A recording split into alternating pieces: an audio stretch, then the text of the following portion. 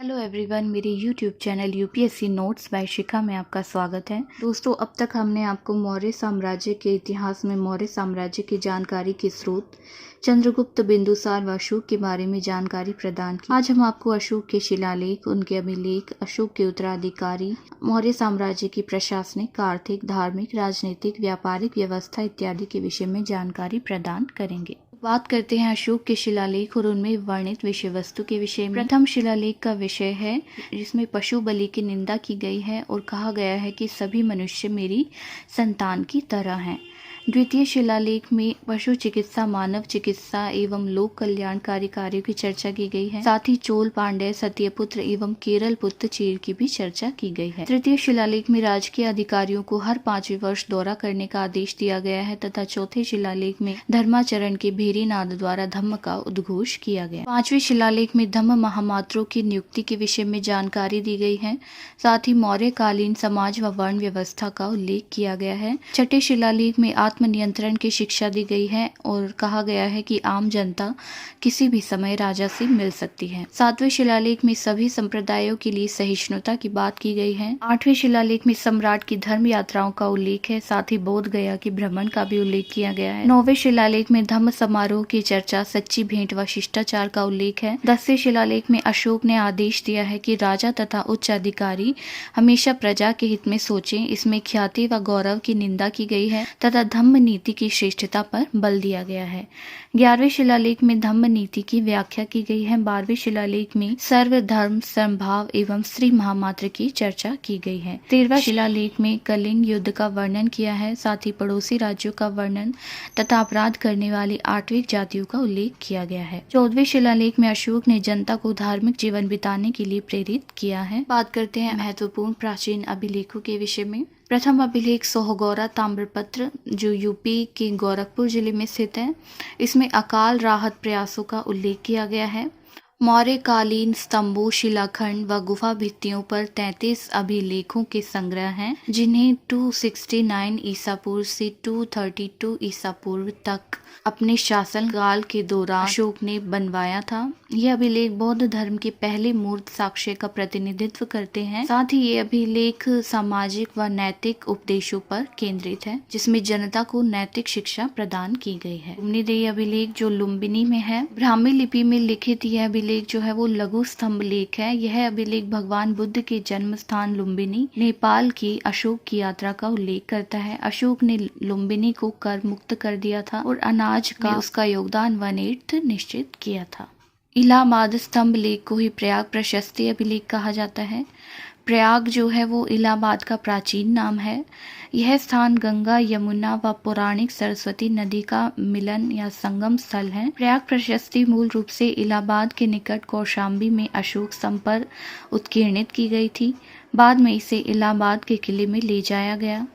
इसमें 4 अलग अलग अभिलेख हैं। पहला है ब्राह्मी लिपि में अशोक का सामान्य लेख। दूसरा है अशोक की पत्नी कौरवकी की राजकीय धर्मार्थ कार्यों का वर्णन करने वाला रानी का अभिलेख। तीसरा है संस्कृत भाषा ब्राह्मी लिपि में हरिसेन द्वारा लिखित समुद्रगुप्त का अभिलेख। इसमें समुद्रगुप्त की विजय और गुप्त साम्राज्य की सीमाओं का वर्णन किया गया है। और चौथा है फारसी में जहांगीर पर अभिलेख। मेहरौली का लौह स्तंभ अभिलेख कुतुब मीनार परिसर में स्थित है। यह स्तंभ निर्माण में प्रयुक्त जंग प्रतिरोधक संरचना के लिए उल्लेखनीय है। यह लौह स्तंभ भगवान विष्णु के सम्मान में विष्णु पद के रूप में गुप्त शासक चंद्रगुप्त द्वारा स्थापित करवाया था। यह स्तंभ चंद्रगुप्त को अपने एकजुट शत्रुओं के संग के विरुद्ध लड़कर वंग देश की विजय का श्रेय देता है। यह बहलिका साम्राज्य पर भी विजय का श्रेय देता है, जो सिंधु नदी के 7 मुहानों पर लड़ा गया था। बात करते हैं खलसी के अभिलेख के विषय में। यह यमुना के तट पर चक्राता व देहरादून के बीच स्थित एक छोटा नगर है। खलसी नॉर्थ इंडिया का एकमात्र स्थल है जहां अशोक ने 14 शिलालेखों का समुच्चय उत्कीर्ण करवाया था। इनकी भाषा प्राकृत लिपि ब्राह्मी है। यह शिलालेख 250 ईसा पूर्व के आसपास उत्कीर्ण करवाया गया था। यह क्वार्ट्ज पत्थर से बना है। ये शिलालेख बौद्ध धर्म अपना लेने पर अपने आंतरिक प्रशासन में अशोक का मानवतावादी दृष्टिकोण प्रतिबिंबित करते हैं। अब बात करते हैं मास्की अभिलेख के विषय में। मास्की कर्नाटक के रायचूर में तुंगभद्रा की साहसकी नदी के किनारे स्थित है, इसलिए इसे मास्की अभिलेख कहा जाता है। यहाँ से अशोक का लघु राजादेश मिला है, जो सम्राट अशोक का पहला राजादेश है, जिसमें अशोक का नाम उल्लेखित है। देव नाम पियदसी की बजाय अशोक नाम का उल्लेख किया गया है। यह लोगों से बौद्ध धर्म के सिद्धांतों का पालन करने को कहता है। इसमें उत्तर पूर्वी कर्नाटक की कृष्णा घाटी तक मौर्य शासन के प्रसार का वर्णन मिलता है। अब बात करते हैं कलिंग राजादेश के विषय में। इस शिलालेख के समुच्चय में अशोक के प्रसिद्ध 14 राजादेशों में से 11 सम्मिलित हैं। इनकी भाषा मगधी व प्राकृत है, लिपि ब्राह्मी है। 11वां, 12वां, 13वां राजादेश के स्थान पर कलिंग राजादेश के नाम से 2 विशेष राजादेश सम्मिलित किए गए हैं, जो शांति व समझौते का वर्णन करते हैं। इनका उद्देश्य कलिंग के नव विजित लोगों का प्रशमन करना था। बात करते हैं कंगनहल्ली अभिलेख, जो कर्नाटक के गुलबर्गा जिले में स्थित है। इस स्थल में विभिन्न मूर्ति कला स्लैबों के साथ 75 फीट व्यास का महास्तूप भी है। इनमें से महत्वपूर्ण चित्र स्लैबों में राजा अशोक व उनकी रानी के साथ 2 चौरी धारक हैं। पुष्टि हेतु कि यह अशोक है, सातवाहन काल की ब्राह्मी लिपि में एकल पंक्ति में राण्यो अशोक उल्लेखित है। ऐहोल चालुक्यों की पहली राजधानी थी। मेगुती मंदिर से मिले अभिलेख को ऐहोल अभिलेख कहते हैं। चालुक्यों की कई ऐतिहासिक घटनाओं का साक्षी यह अभिलेख है। यह संस्कृत कन्नड़ लिपि में लिखा है। इनमें पुलकेशिन द्वितीय द्वारा हर्षवर्धन की पराजय व पल्लवों पर चालुक्यों की विजय का उल्लेख किया गया है। यह ऐहोल से बादामी राजधानी स्थानांतरण का भी उल्लेख करता है। 610 से 642 ईस्वी तक शासन करने वाले पुलकेशिन द्वितीय के दरबारी कवि रवि कीर्ति द्वारा इसे लिखा गया है। ईसा की उदयगिरी व खंडगिरी गुफाओं को हाथी गुम्फा अभिलेख के रूप में जाना जाता है। द्वितीय सदी ईसा पूर्व में राजा खारवेल द्वारा उत्कीर्ण कराया गया था। इसमें प्राकृत भाषा ब्राह्मी लिपि में 17 पंक्तियां हैं। यह कलिंग शासक खारवेल के संबंध में जानकारी का मुख्य स्रोत है। यह एक राजा, विजेता, संस्कृति और जैन धर्म के संरक्षक के रूप में खारवेल के इतिहास की भांति है। अब बात करते हैं शाहबाजगढ़ी व मानसेरा अभिलेख के विषय में। वर्तमान में पाकिस्तान में स्थित है। यहाँ राजा अशोक के 14 संस्करणों के रिकॉर्ड हैं। ये खरोष्टी लिपि में लिखे गए हैं। पहले बताया था कि शाहबाजगढ़ी व मानसेरा अभिलेख एकमात्र ऐसे अभिलेख हैं जो खरोष्टी लिपि में लिखे गए हैं। बाकी सारे अभिलेख जो हैं वो ब्राह्मी लिपि में लिखे गए हैं। दोस्तों, ये तो थी महत्वपूर्ण अभिलेखों के विषय में जानकारी। अब हम आपको अशोक के उत्तराधिकारी के विषय में जानकारी प्रदान करेंगे। अशोक की मृत्यु 332 ईसा पूर्व में हो गई थी। इसके लघु स्तंभ लेख में उसके केवल एक पुत्र तीवर का उल्लेख मिलता है। पुराणों में उल्लेखित दशरथ एक और नाम है जो अशोक के उत्तराधिकारियों की लिस्ट में आता है। उसने 8 वर्षों तक शासन किया और अशोक की तरह देवनाम प्रिय की उपाधि धारण की। उसने बिहार के गया में नागार्जुनी पहाड़ी पर आजीवक संप्रदाय के साधुओं के निवास हेतु 3 गुफाएं बनवाई थी। सभी पुराण बृहद्रथ को ही मौर्य वंश का अंतिम शासक मानते हैं, जिसका सेनापति पुष्यमित्र शुंग था, जिसने 185 ईसा पूर्व के लगभग बृहद्रथ को सेना का निरीक्षण करते समय धोखे से मार दिया। अब बात करते हैं मौर्य साम्राज्य की प्रशासनिक व्यवस्था के विषय में। मौर्यकालीन प्रशासन जो था वो लोक कल्याणकारी राज्य की अवधारणा पर आधारित था। केंद्रीकृत स्वरूप होने के बावजूद भी मौर्य साम्राज्य निरंकुश नहीं था। कौटिल्य ने राज्य की सप्तांग विचारधारा को प्रतिपादित किया है, जिसके अनुसार राज्य के 7 अंग हैं: राजा, अमात्य, जनपद, दुर्ग, कोष, दंड और मित्र। इन सप्तांगों में कौटिल्य राजा को सर्वोच्च स्थान प्रदान करता है तथा शेष को अपने अस्तित्व के लिए राजा पर ही निर्भर बताता है। राजा को राज्य का सिर कहा गया है, अमात्य को आंख, जनपद को जंघा, दुर्ग को बाहें, कोष को मुख, दंड बल, सेना को मस्तिष्क, मित्र को कान। अर्थशास्त्र में 18 तीर्थ व 26 अध्यक्षों की चर्चा की गई है। मौर्यकालीन उच्चाधिकारी जो थे वो तीर्थ कहलाते थे, जिनके लिए अधिकांश स्थानों पर महामात्र शब्द मिलता है। अब बात करते हैं मौर्यकालीन प्रांतों के विषय में। चंद्रगुप्त मौर्य ने शासन की सुविधा हेतु अपने विशाल साम्राज्य को 4 प्रांतों में विभाजित किया, जिनमें प्रांत और उनकी राजधानी का वर्णन किया गया है। चंद्रगुप्त मौर्य द्वारा विभाजित 4 प्रांत थे: उत्तरापथ, दक्षिणापथ, अवंती प्रांत और प्राची मध्य देश। जो कलिंग प्रांत था वो अशोक के समय में 5वां प्रांत था, जिसकी राजधानी तोसली थी। उत्तरा पद की राजधानी तक्षशिला, दक्षिणा पद की राजधानी स्वर्णगिरी, अवंती प्रांत की राजधानी उज्जैनी और प्राचीन मध्य देश की राजधानी पाटलिपुत्र थी। अशोक के समय में पांचवा प्रांत जो कलिंग प्रांत था उसकी राजधानी तोसली थी। अब हम बात करते हैं 18 तीर्थों के विषय में जो मौर्यकालीन उच्चाधिकारी होते थे। प्रथम तीर्थ है पुरोहित, जिसे प्रमुख धर्माधिकारी तथा प्रधानमंत्री भी कहा जाता था। दूसरा है प्रशासता, जिसे राजकीय आज्ञाओं को लिखने वाला प्रमुख अधिकारी कहते थे। सेनापति जो था वो युद्ध विभाग का मंत्री था। युवराज राजा का उत्तराधिकारी था। समाहर्ता राजस्व विभाग का प्रधानमंत्री था। सन्निधाता राजकीय कोषाध्यक्ष, प्रदेष्टा फौजदारी न्यायालय का न्यायाधीश, नायक सेना का संचालक अथवा नगर रक्षा का अध्यक्ष होता था।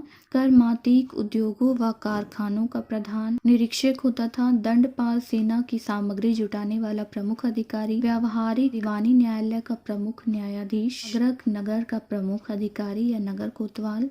दुर्गपाल राजकीय दुर्ग रक्षकों का अध्यक्ष होता था। अंतपाल सीमावर्ती दुर्गों का रक्षक होता था। द्वारिक राजमहलों की देखरेख करने वाला प्रधान अधिकारी होता था। अंतर्वेशिक सम्राट की अंग रक्षक सेना का प्रधान अधिकारी होता था। मंत्री परिषद का अध्यक्ष होता था। आठवीं जो था वो वन विभाग का प्रधान अधिकारी होता था। इस प्रकार ये 18 तीर्थ बताए गए हैं जो मौर्यकालीन उच्चाधिकारी होते थे। प्रांतों का शासन राजवंशीय कुमार या आर्य पुत्र नामक पदाधिकारियों द्वारा होता था। मौर्य काल में प्रांतों को चक्र कहा जाता था जो मंडलों में विभाजित थे। प्रांतों का शासन सीधे सम्राट द्वारा नियंत्रित न होकर उसकी प्रतिनिधि द्वारा नियंत्रित होता था। अशोक के समय में प्रांतों की संख्या 4 से बढ़कर 5 हो गई थी। पांचवा प्रांत कलिंग था जिसकी राजधानी तोसली थी, जिसकी हमने चर्चा पहले की। मौर्य प्रशासन का स्तरीय खंड इस प्रकार था। प्रथम भाग में केंद्र, जिसका प्रमुख राजा होता था। केंद्र को प्रांत में विभाजित किया गया था जिन्हें चक्र कहते थे, जिसका प्रमुख अधिकारी कुमार या आर्य पुत्र होता था। प्रांत के बाद मंडल जिसका प्रमुख अधिकारी प्रदेष्टा या प्रादेशिक होता था। उसके बाद आहार या विषय जिसका अधिकारी विषयपति होता था। उसके बाद स्थानीय अर्थात 800 गांवों का समूह, द्रोणमुख यानी 400 गांवों का समूह, खारवटिक यानी 200 गांवों का समूह और संग्रहण यानी 10 गांवों का समूह। ग्राम जो थी वो प्रशासन की सबसे छोटी इकाई थी जिसका प्रमुख अधिकारी जो था वो ग्रामणी कहलाता था। ग्राम सभा और इसका प्रमुख जो था वो गांव के छोटे कार्यों व राजस्व संग्रहण के लिए उत्तरदायी थे।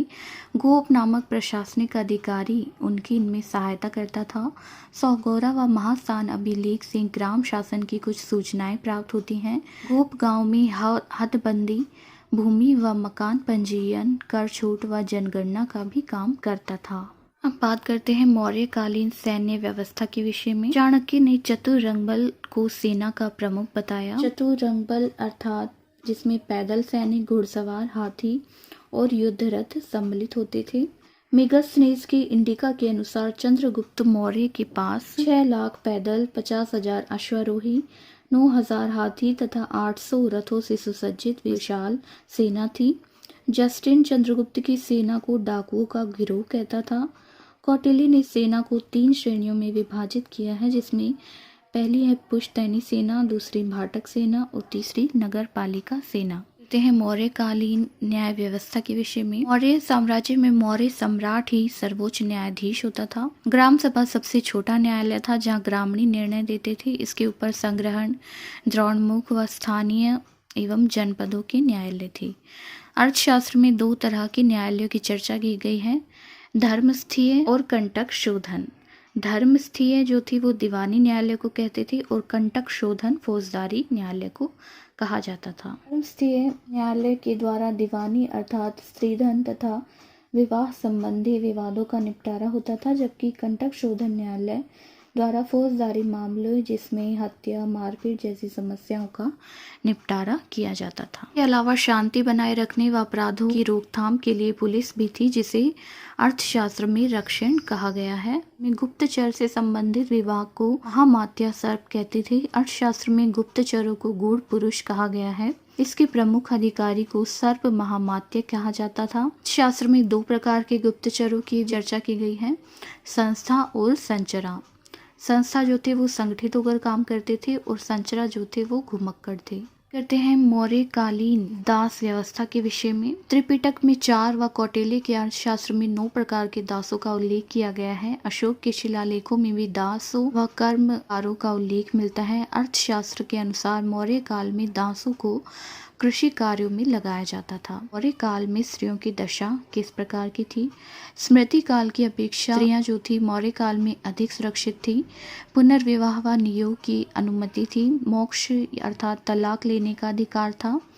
विधवा विवाह प्रचलन में था। वेश्यावृत्ति करने वाली स्त्रियों को रूपाजीवा कहते थे। इनके कार्यों का निरीक्षण जो था वो गणिका अध्यक्ष नामक अधिकारी करता था।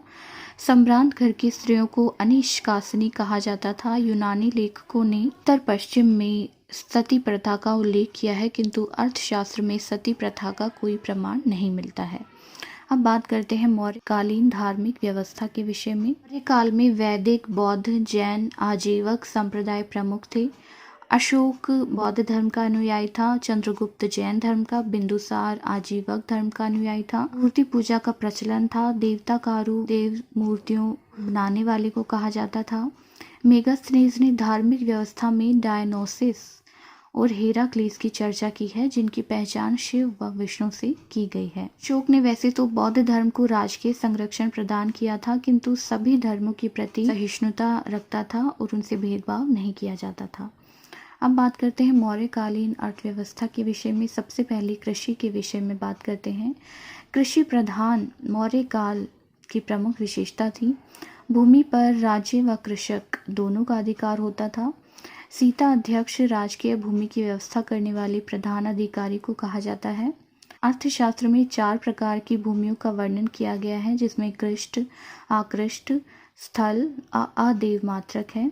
कृष्ट अर्थात जुती हुई, आकृष्ट अर्थात बिना जुती हुई, स्थल अर्थात ऊंची भूमि, अदेव मात्रक अर्थात जिसमें बिना वर्षा के भी अच्छी खेती होती थी। राज्य की आय का प्रमुख स्रोत भूमि कर था, जो उपज का 1/6 भाग होता था। भूमि कर 2 प्रकार के थे, सेतु कर व वन कर। कर से संबंधित प्रमुख शब्दावली: सीता अर्थात राजकीय भूमि से होने वाली आय, भाग अर्थात उपज का हिस्सा, प्रवेश्य अर्थात आयात कर जो 20% था, निष्क्राम्य अर्थात निर्यात कर, प्रणय अर्थात आपातकालीन कर, बलि अर्थात राजस्व कर, हिरण्य नगद रूप से लिया जाने वाला कर, सेतुबंध राज्य की ओर से सिंचाई का प्रबंध करने पर लिए जाने वाला कर, और विष्टि अर्थात निःशुल्क श्रम व बेगार।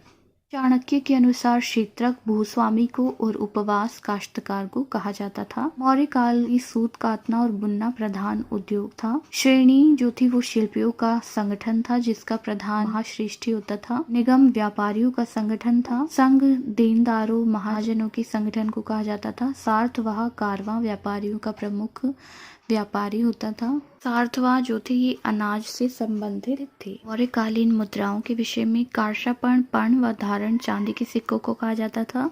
सुवर्ण व निष्क सोने के सिक्कों को, माशक व काकणी तांबे के सिक्कों को कहा जाता था। मौर्यों की राजकीय मुद्रा पर्ण थी। मुद्राओं का परीक्षण करने वाले अधिकारी को रूप दर्शक कहा जाता था। मौर्य काल में शीर्षस्थ अधिकारी को 48,000 पर्ण और निम्न अधिकारी को 60 पर्ण वेतन मिलता था। पर्ण जो थे वो 3/4 तोले के बराबर चांदी का सिक्का था, जिस पर मयूर, पर्वत, अर्धचंद्र की छाप वाली आहत रजत मुद्राएं जो थी वो मौर्य साम्राज्य में मान्य थी। मौर्य साम्राज्य में जल व स्थल दोनों मार्गों से व्यापार किया जाता था। बाह्य व्यापार भी मौर्य साम्राज्य में किया जाता था, जो रोम, सीरिया, फारस और मिस्र से होता था। यह व्यापार पश्चिम भारत में भृगुकच्छ बंदरगाह, पूर्वी भारत में ताम्रलिप्ति बंदरगाह से होता था। आंतरिक व्यापार के प्रमुख केंद्र थे तक्षशिला, काशी, कौशाम्बी, उज्जैन और तोसली। मेगास्थनीज के अनुसार एग्रोनोमोई जो था वो मार्ग निर्माण का विशेष अधिकारी था। व्यापारिक जहाज का निर्माण इस काल का प्रमुख उद्योग था। अब बात करते हैं व्यापारिक मार्गों के विषय में, जिनके जरिए ज्यादा से ज्यादा व्यापार किया जाता था। पहला है उत्तरापथ, जो उत्तर पश्चिम में पुरुषपुर से पाटलिपुत्र ताम्रलिप्ति तक जाने वाला राजमार्ग। दूसरा पश्चिम में पाटल से पूर्व में कौशाम्बी के समीप उत्तरापथ मार्ग। तीसरा साउथ में प्रतिष्ठान से उत्तर में श्रावस्ती तक जाने वाला मार्ग। चौथा भृगुकच्छ से मथुरा तक, जिसके मार्ग में उज्जैनी पड़ता था। भारत से मिस्र को हाथी दांत, कछुए, सीपियां, मोती, रंग, नील व लकड़ी निर्यात होता था। मौर्य साम्राज्य में 3 प्रकार के व्यापार शुल्क बताए गए हैं: बाह्य, अभ्यंतर और आतिथ्य। बाह्य अर्थात स्वदेश में उत्पन्न वस्तु पर लिया जाने वाला शुल्क, अभ्यंतर यानी राजधानी में लिया जाने वाला शुल्क, और आतिथ्य अर्थात विदेशी माल पर वसूल किए जाने वाला शुल्क। अब बात करते हैं मौर्य कालीन कला के विषय में, जिसमें दरबारी कला और लोकप्रिय कला शामिल है। दरबारी कला को राजकीय कला भी कहते हैं, जो राज रक्षकों द्वारा निर्मित होती थी। लोकप्रिय कला जो थी वो स्वतंत्र कलाकारों द्वारा निर्मित होती थी, जिसमें गुफाएं, मृदभांड और मूर्तियां सम्मिलित हैं। दरबारी कला में महल, स्तंभ, स्तूप आदि सम्मिलित हैं। पाटलिपुत्र में राजधानी व कुम्भरार में महलों का निर्माण मौर्य साम्राज्य की वैभवता का प्रतीक है। चंद्रगुप्त मौर्य का महल ईरान में पर्सिपोलिस के अकीमीनियन महलों से प्रेरित था। इसकी मुख्य निर्माण सामग्री लकड़ी थी। में अशोक के शासनकाल के दौरान सर्वोत्कृष्ट नमूने जो हैं वो स्तंभ हैं। स्तंभों पर शिलालेख राज के प्रतीक के रूप में, युद्ध में जीत के उपलक्ष्य में और राज के उपदेशों का प्रचार करने हेतु देश के विभिन्न भागों में स्थापित किए गए। चंपारण में लौरिया नंदनगढ़ स्तंभ, वाराणसी के पास सारनाथ स्तंभ इत्यादि इसी प्रकार के स्तंभों के उदाहरण हैं। सारनाथ स्तंभ के शीर्ष फलक में 4 दिशाओं को निरूपित करते हुए 4 पशु, चौकड़ी भरता अश्व, पश्चिम दिशा हाथी, पूर्व दिशा में वृषभ, दक्षिण व सिंह उत्तर दिशा में दर्शाए गए हैं। ये पशु अनंत काल तक अस्तित्व का पहिया घुमाते हुए एक दूसरे का पीछा करते हुए प्रतीत होते हैं। हाथी रानी माया का स्वप्न व उनके गर्भ में प्रवेश करता हुआ श्वेत हाथी दर्शाता है। बैल वृष राशि का चिन्ह दर्शाता है, जिस महीने में बुद्ध का जन्म हुआ था। अश्व कंथक अश्व को निरूपित करता है। सिंह ज्ञान प्राप्ति को दर्शाता है। मुंडक उपनिषद से लिया गया सत्यमेव जयते शब्द, जिसका अर्थ सत्य की सदा विजय होती है, देवनागरी लिपि में शिलालेख के नीचे उत्कीर्ण है। 4 सिंह सभी दिशाओं में धम्म का प्रचार करते हुए बुद्ध को प्रतीकबद्ध करते हैं। इसे बुद्ध द्वारा दिए गए पहले धर्मोपदेश की स्मृति में बनवाया गया था तथा इसे धर्म चक्र प्रवर्तन के नाम से जाना जाता है। स्तूप वैदिक काल से भारत में प्रचलित शवाधान टीले हैं, जिनमें मृतक के अवशेष और राख इत्यादि को रखा जाता था। अशोक के राज्यकाल के दौरान 84,000 स्तूप बनवाए गए थे। बुद्ध की मृत्यु के बाद 9 स्तूप बनवाए गए थे, जिनमें से 8 में बुद्ध के अवशेष और 9वें में वह बर्तन था जिसमें मूल रूप से इन अवशेषों को रखा गया था। एमपी में सांची का स्तूप अशोक के स्तूपों में सबसे प्रसिद्ध है। इस प्रकार यूपी में पीपर हवा का स्तूप सबसे प्राचीनतम स्तूप है। बुद्ध की मृत्यु के बाद जो 9 स्तूप बनवाए गए थे, उनमें राजगृह, वैशाली, कपिलवस्तु, अलकप्प, रामग्राम, वेदपीड़ा, पावा, कुशीनगर व पीपलीवन प्रमुख हैं। अब बात करते हैं लोकप्रिय कला में गुफा स्थापत्य कला के विषय में। इस अवधि में चट्टानों को काटकर गुफाएं बनाने की स्थापत्य कला का उद्भव हुआ। मौर्य काल में जैन व बौद्ध भिक्षु जो थे वो इन गुफाओं का उपयोग विहार यानी निवास स्थल के रूप में करते थे। आरंभ में इन गुफाओं का उपयोग आजीवक करते थे, बाद में ये बौद्ध मठों के रूप में लोकप्रिय हो गई। इन गुफाओं की विशेषता अत्यधिक पॉलिशदार भीतरी दीवारें और अलंकृत प्रवेश द्वार थी। जैसे बिहार में बराबर की गुफा, नागार्जुनों की गुफाएं का निर्माण अशोक और उनके पुत्र दशरथ के राज्यकाल के दौरान 3री सदी ईसा पूर्व में किया गया था। नासिक की गुफाएं 24 बौद्ध गुफाओं का समूह है, जिन्हें पांडवलेनी भी कहा जाता है।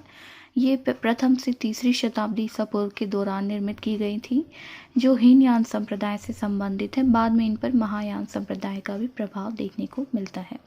हीनयान संप्रदाय के अंतर्गत बुद्ध की उपस्थिति सिंहासन और पद्म चिन्ह जैसे रूपांकनों और प्रतीकों के उपयोग के माध्यम से दर्शाई गई है। बाद में इन गुफाओं में बुद्ध की मूर्तियां भी बनाई गई, जो महायान बौद्ध धर्म का प्रभाव दर्शाता है। यह स्थल जो है वो जल प्रबंधन की उत्कृष्ट प्रणाली को भी दर्शाता है, जो ठोस चट्टानों से काटकर बनाए गए तालाबों की उपस्थिति से दिखता है। कहते हैं मूर्ति कला के विषय में। मूर्तियों का उपयोग स्तूप की सजावट, तोरण और मेधी में और धार्मिक अभिव्यक्ति के रूप में किया जाता था। मौर्य काल की 2 प्रसिद्ध मूर्तियां हैं, यक्ष और यक्षिणी की हैं। ये सभी 3 धर्मों में पूजनीय थी, जैन, हिंदू और बौद्ध धर्म। यक्षिणी का सबसे पुराना उल्लेख तमिल रचना शिल्पादिकारम में मिलता है। सभी जैन तीर्थंकर यक्षिणी से संबंधित थे। मौर्य काल में मूर्तियों का निर्माण चिपकवा विधि या सांचे में डालकर किया जाता था। पारखम यूपी से प्राप्त 7 फीट ऊंची यक्ष की मूर्ति, दिगंबर प्रतिमा लोहानीपुर पटना से प्राप्त, धौली ओडिशा का हाथी, दीदारगंज पटना से प्राप्त यक्षिणी की मूर्ति मौर्य कला के विशिष्ट उदाहरण हैं। सारनाथ वाराणसी स्तंभ के शीर्ष पर बने 4 सिंहों की आकृतियां तथा उसके नीचे की भी आकृतियां अशोककालीन मूर्तिकला का बेहतरीन नमूना है, जो हमारा राष्ट्रीय चिन्ह है। हम बात करते हैं मृदभांडों के विषय में। मौर्य काल के मृदभांडों को उत्तरी काले पॉलिशदार मृदभांड या चित्र दूसर मृदभांड के रूप में जाना जाता है। इनकी विशेषता काला रंग और अत्यधिक चमक है। इनका उपयोग विलासिता की वस्तुओं के रूप में किया जाता था। अब हम बात करते हैं मौर्यकालीन स्थापत्य की प्रमुख विशेषताओं के विषय में। मौर्यकालीन स्थापत्य की प्रमुख विशेषताएं थी निर्माण कार्य में पत्थरों का उपयोग, लौह अयस्कों का सदा हुआ प्रयोग, चमकदार पॉलिश का प्रयोग और भवन निर्माण में लकड़ी का विशेष प्रयोग। अब बात करते हैं मौर्य साम्राज्य के पतन के क्या कारण रहे। मौर्य साम्राज्य जो था वो केंद्रीकृत प्रशासन पर टिका था, जिसमें सबसे मजबूत आधार था सुयोग्य और दूरदर्शी सम्राट। 232 ईसा पूर्व में जब अशोक की मृत्यु हुई तो मौर्य साम्राज्य कमजोर होने लगा और 185 ईसा पूर्व में अंतिम मौर्य सम्राट बृहद्रथ की भी हत्या हो गई, जो पुष्यमित्र शुंग द्वारा की गई थी। बृहद्रथ की मृत्यु के साथ ही मौर्य साम्राज्य का पतन आरंभ हो गया। मौर्य साम्राज्य के पतन हेतु विद्वानों ने अलग अलग कारण प्रस्तुत किए हैं, जिनमें हरिप्रसाद शास्त्री का कहना है कि धार्मिक नीति अर्थात उनकी ब्राह्मण विरोधी नीति न भी इसका एक प्रमुख कारण था। हेमचंद्र राय चौधरी के अनुसार सम्राट अशोक की अहिंसक एवं शांति प्रिय नीति, जिससे प्रजा में असहजता का संचार हुआ। डी कोशाम आर्थिक संकटग्रस्त व्यवस्था का होना मौर्य साम्राज्य के पतन के विशेष कारण है। अन्य कारणों में अयोग्य, निर्बल व अदूरदर्शी उत्तराधिकारी, प्रशासन का अत्यधिक केंद्रीकरण, राष्ट्रीय चेतना का अभाव, आर्थिक व सांस्कृतिक असमानताएं, प्रांतीय शासकों के अत्याचार व करों की अधिकता जैसे प्रमुख कारण जिनके मौर्य साम्राज्य का पतन हुआ। दोस्तों, आज हमने आपको मौर्य साम्राज्य के बारे में संपूर्ण जानकारी प्रदान कर दी है। दोस्तों, अगर आपको हमारी ये वीडियो पसंद आई तो हमारे चैनल को सब्सक्राइब करें और बेल आइकन का बटन दबाएं। Thank you.